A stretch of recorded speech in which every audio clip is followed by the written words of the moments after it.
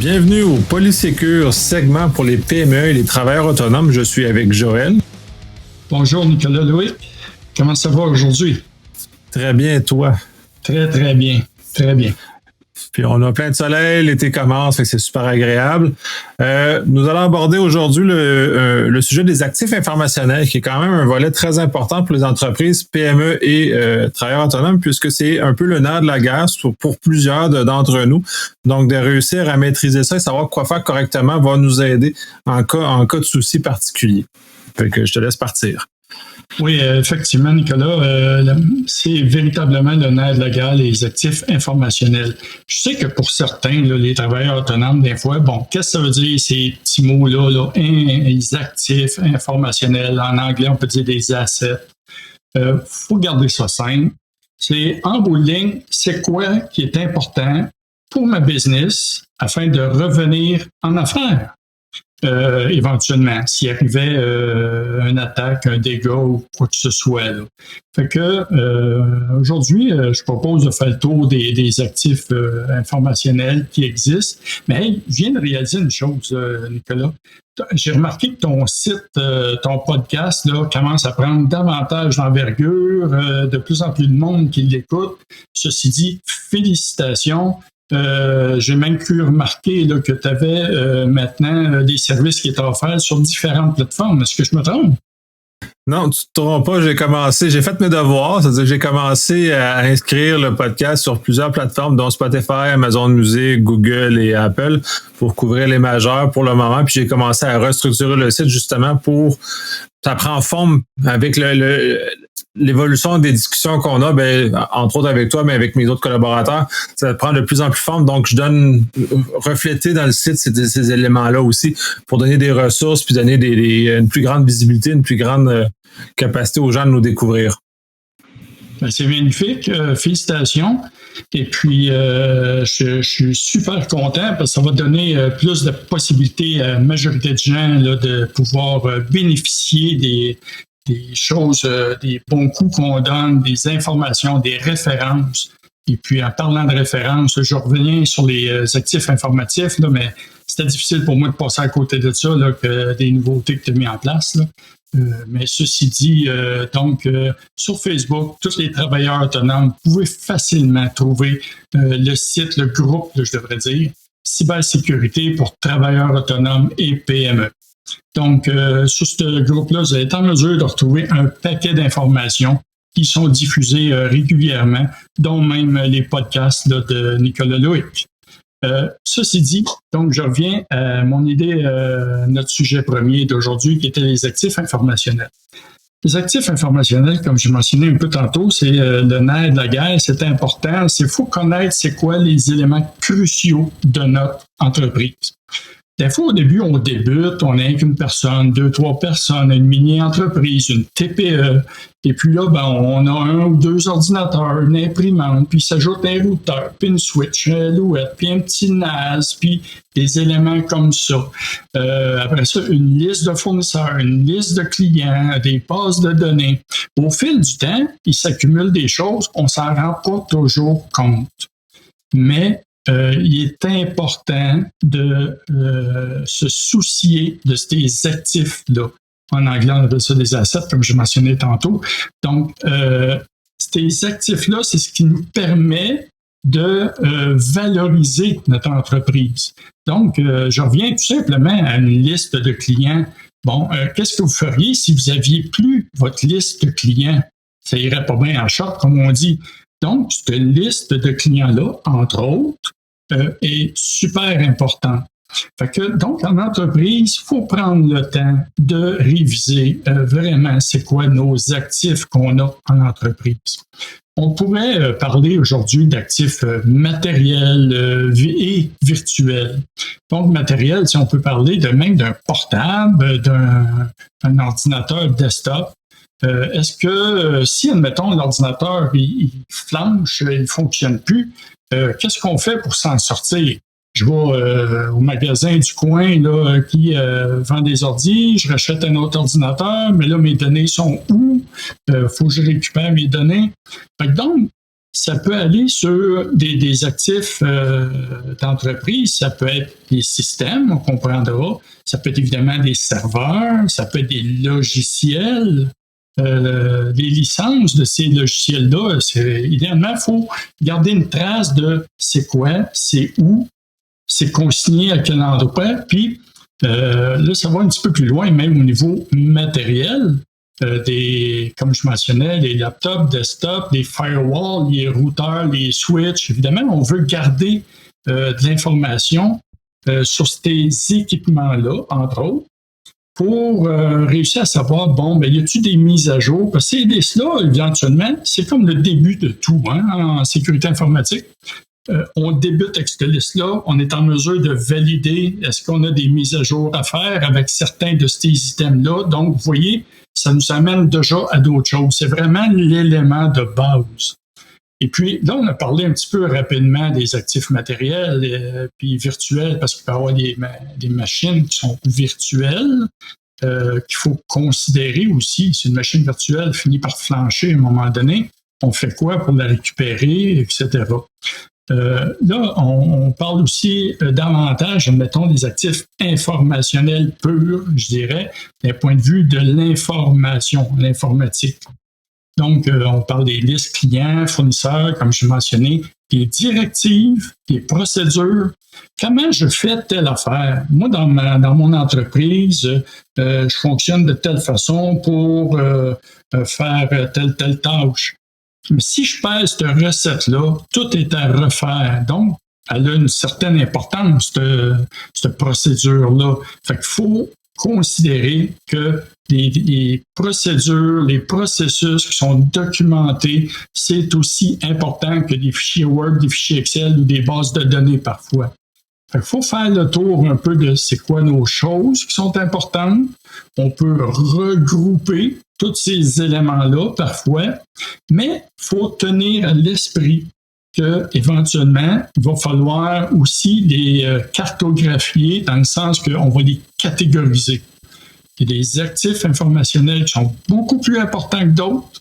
Il y en a que ça prend 1 heure récupérer ce type d'actifs informationnels-là, c'est pas trop pire.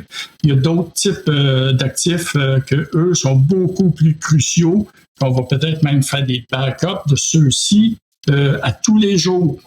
D'autres, évidemment, à titre d'exemple, une licence d'un système ou un logiciel, on s'en garde une copie en quelque part une fois, puis on ne reprendra pas un backup 5 fois par mois, là, ça ne donne rien. Donc, d'où l'importance de les catégoriser après tout. Fait que je reviens juste sur le fait que les actifs informationnels, c'est la base en sécurité. Je ne sais pas comment tu vois ça, toi, de ton côté, Nicolas.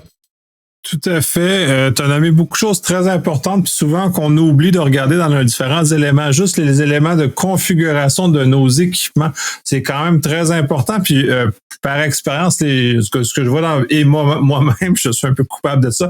On oublie souvent de prendre une copie de nos configurations, de nos équipements. Là, tu parlais de petites TPE ou de PME en croissance qui commencent à avoir des équipements. Là, on va parler justement des firewalls. Remonter un firewall à partir de zéro, une fois qu'il a planté, c'est laborieux, c'est difficile. Et surtout, si on n'a pas les configurations, ça peut être pénible et prendre même plusieurs jours avant de ramener ces équipements-là. Dans certains cas, de ramener le firewall, ça prend plusieurs jours, mais c'est plusieurs jours d'arrêt de l'informatique dans l'entreprise qui va avoir lieu. Donc, pourrait, dans certains cas, avoir des conséquences quand même non négligeables à ce moment-là. Je trouve ça super intéressant. Les procédures, processus aussi, justement, quand on est dans les PME, on oublie souvent à quel point c'est crucial. Et ça, on s'appuie sur le fait que les gens l'y pensent, mais en même temps, au-delà du fait d'y penser, il faut le documenter. Puis si on le perd en chemin, si la personne est malade ou elle a un problème de santé important ou elle doit quitter, on perd en même temps tout ce savoir-là. Donc, ça aussi, c'est très, très important. Ça a des facettes là, très, très, très multiples. Donc, toute l'importance de cartographier, de donner de l'importance, puis de maintenir ça dans une forme de backup. As-tu des approches particulières que tu favorises pour aider justement les petites entreprises à cartographier ça, répertorier tous leurs actifs qui sont cruciaux à ce moment-là? Effectivement, Nicolas Loïc, moi, ce que je suggère, a priori, regardez, le monde est monde et on ne refera pas la roue.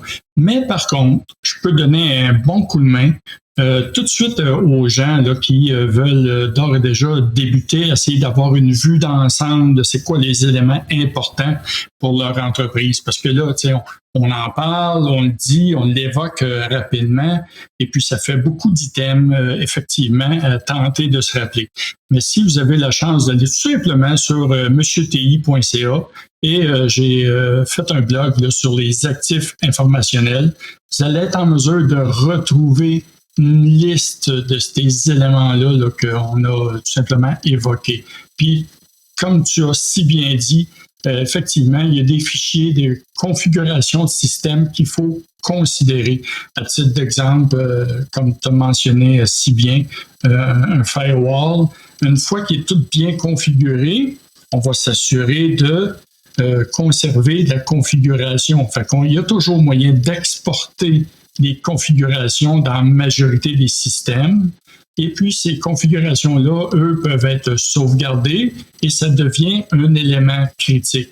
Et aussi, donc, notre petit firewall, s'assurer qu'on sait c'est quoi le nom, le modèle, etc. Pourquoi? Parce qu'on peut se revirer facilement de bord, puis, idéalement, peut-être n'avoir même un deuxième en cas de relève, parce qu'un petit firewall, c'est quelque chose qui, à un moment donné, pourrait ne plus fonctionner. Et sans firewall, on fait quoi? On vient de perdre le lien avec Internet, puis d'échanger. Puis comme tout le monde sait en sécurité, c'est la disponibilité, c'est un des éléments cruciaux de la sécurité. Donc, on veut avoir accès à nos informations. Fait que donc, faut probablement avoir un plan de relève d'un fois. Ça peut être un prochain sujet d'ailleurs. Un genre de mini-plan de relève pour, bon, si je perds mon firewall, qu'est-ce que je fais pour récupérer? J'en achète un autre, j'en ai déjà un autre sur la tablette qui est proche, puis ma configuration est sauvegardée. Fait que je suis en mesure de remettre la configuration dedans dans un temps minime. Et puis, en l'espace de 1 heure, 2 heures, 3 heures, le système, tout est revenu à la normale. Les accès sont tous là. Fait que, ce que je dirais, c'est aller voir le site de monsieurti.ca et puis vous allez être en mesure d'avoir une liste là, de départ pour vous faire une idée de c'est quoi les types d'actifs informationnels que vous devriez tenter d'avoir à l'œil pour, après ça, vous questionner à savoir qu'est-ce qui est vraiment important pour mon entreprise. Parce que pour une entreprise ou un autre, ça varie. Il y a des entreprises que ça peut être certains types de fichiers audio, par exemple, pour ceux qui ont des podcasts, je suppose. Et puis, d'autres entreprises, ça peut être des brevets, etc. Fait que donc, c'est important de bien connaître c'est quoi nos actifs informationnels. Effectivement, tu mentionnais la cartographie, donner l'importance à ces informations-là. Autant d'un côté, les configurations dans lesquelles on est ont une importance opérationnelle pour nous aider à revenir rapidement sur nos pieds. Là. Puis je l'ai vécu, le fait que mon firewall me le rende l'âme, mais j'avais pas de relève et je me suis retrouvé plusieurs jours sans Internet. Fait que c'est assez souffrant comme situation d'avoir à affronter ce genre de situation-là. Donc c'est important, mais en même temps, c'est pas ça qui fait rouler en tant que tel mon entreprise. Donc, c'est justement de répertorier les informations plus cruciales, ma liste de clients, ma liste de mes documents que je produis justement pour les clients, les informations sensibles qui sont à ma disposition. Fait que tout le volet, puis tout le fait de conserver ça. On a beaucoup le fait des rançons logicielles depuis plusieurs années maintenant, mais qui est de plus en plus présent, justement, qui fait disparaître ces données-là.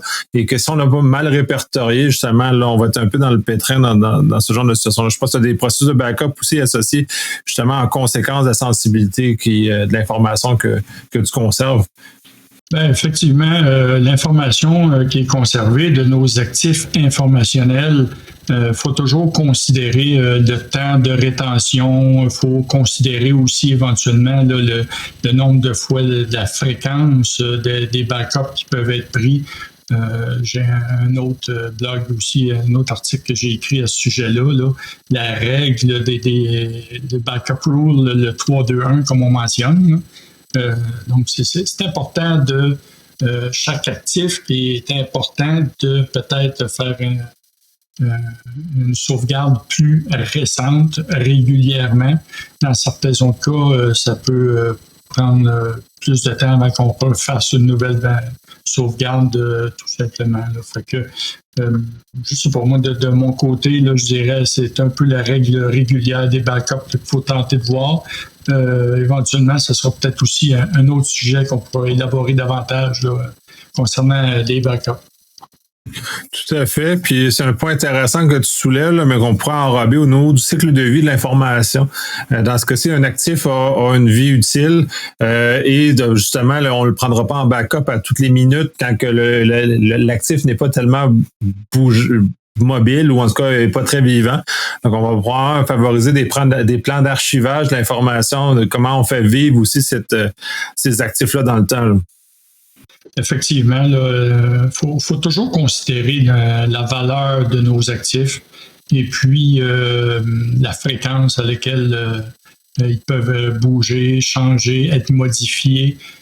Parce que, vous savez, on est en train de toucher finalement des éléments de backup, là, mais donc, une information peut être parfois critique à un point tel que à tous les jours, l'information d'un type de fichier particulier a changé et on voudrait revenir parfois. C'était quoi exactement l'information qu'il y avait dans un fichier particulier une journée, 2 jours, 3 jours avant, et même dans certains cas hautement critiques, on va parler même de certaines heures. Là.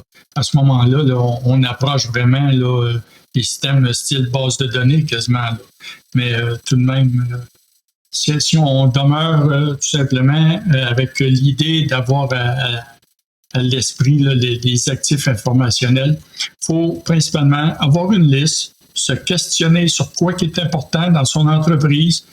Avec la liste, après ça, être en mesure d'éventuellement catégoriser lesquels seront les plus critiques pour notre entreprise. Et dans le futur, il y a posé certains contrôles de sécurité adéquats à ceux-ci.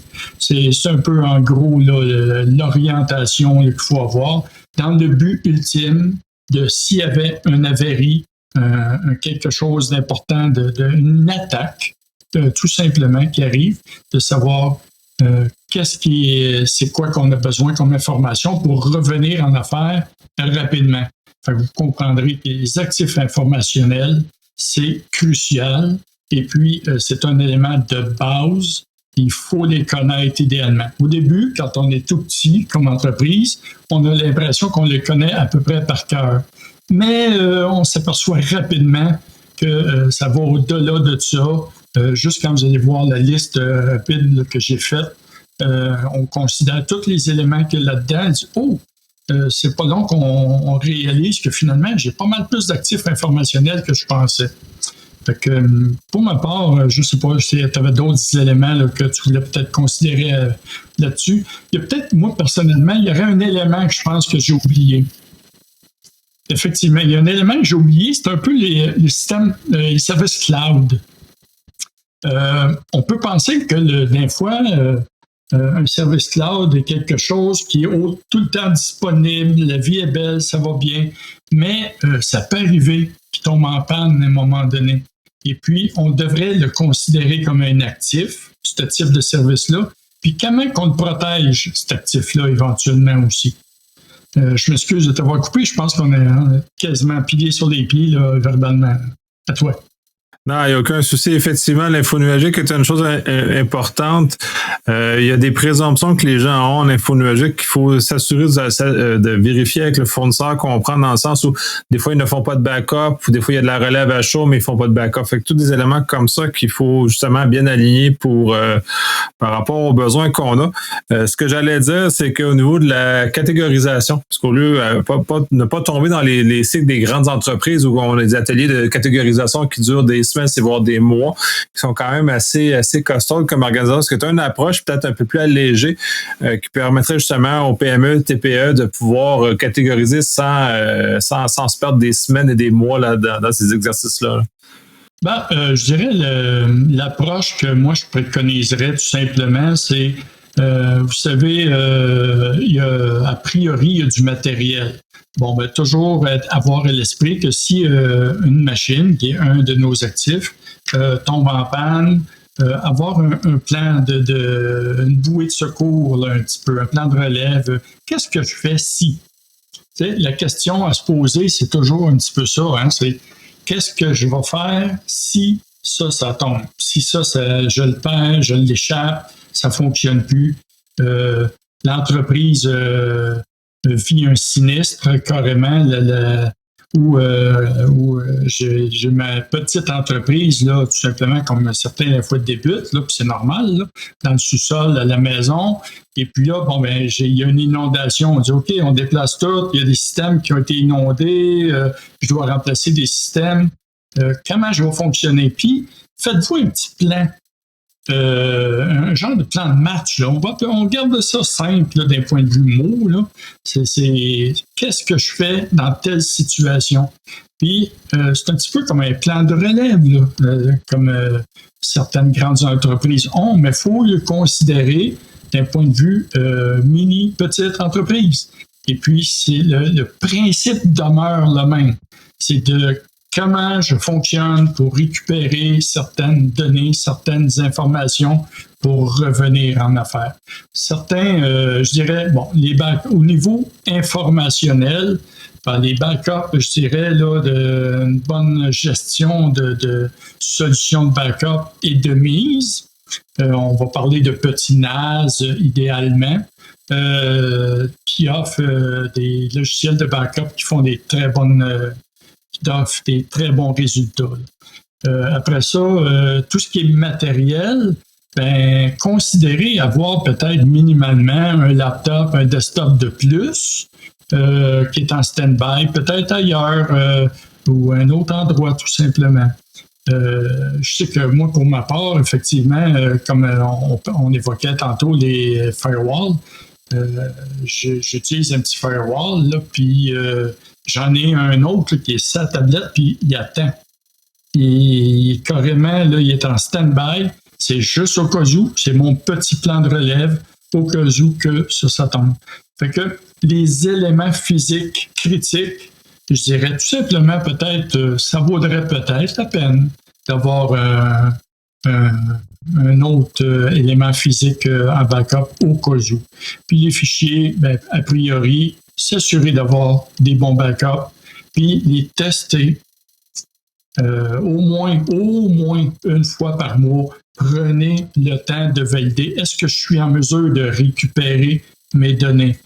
Puis, comment on procède pour récupérer les données, etc., remonter un système. Est-ce que j'ai une petite procédure, valider ces choses-là? Je sais que ça peut donner beaucoup de choses à faire, on dirait, mais sur mon site, là, il y a un paquet d'informations qui peut vous être utile là, gratuitement. Fait que juste le lire, le consommer, en bénéficier finalement. Et à tout hasard, si vous vous sentez un peu embêté, là, regardez, osez me lâcher un coup de fil ou un courriel là, à Monsieur TI Sécurité.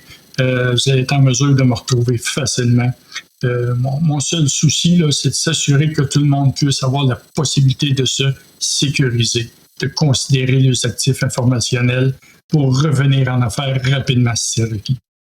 C'est super intéressant. De toute façon, là, on n'étendra pas non plus parce que là, on est un peu en train d'inventer le plan sur les notions sur les plans de relève. On va faire un épisode spécifique backup, plan de relève, et ainsi de suite, parce que c'est quand même un peu plus vaste que ce que c'est ça.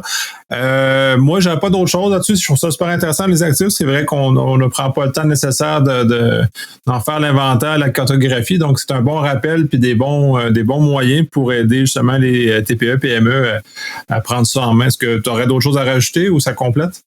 Ben, moi, juste pour résumer très rapidement, je dirais, faites-vous une petite liste très simple de c'est quoi les éléments critiques de votre business, tout simplement. Puis à chaque ligne, essayez d'évaluer qu'est-ce que je fais si. Tout simplement. Fait que moi, je n'aurais pas d'autre chose à rajouter sur les actifs informationnels pour l'instant. C'est parfait, c'est super pertinent. Sur ça, on vous souhaite une bonne continuation. On va se revoir, nous, dans une quinzaine de jours pour le prochain enregistrement. Effectivement, un gros merci, Nicolas Loïc, et poursuivons notre déconfinement social. À date, tout va pour le mieux, c'est agréable. C'est très agréable. Merci. Merci, au revoir. Bye bye.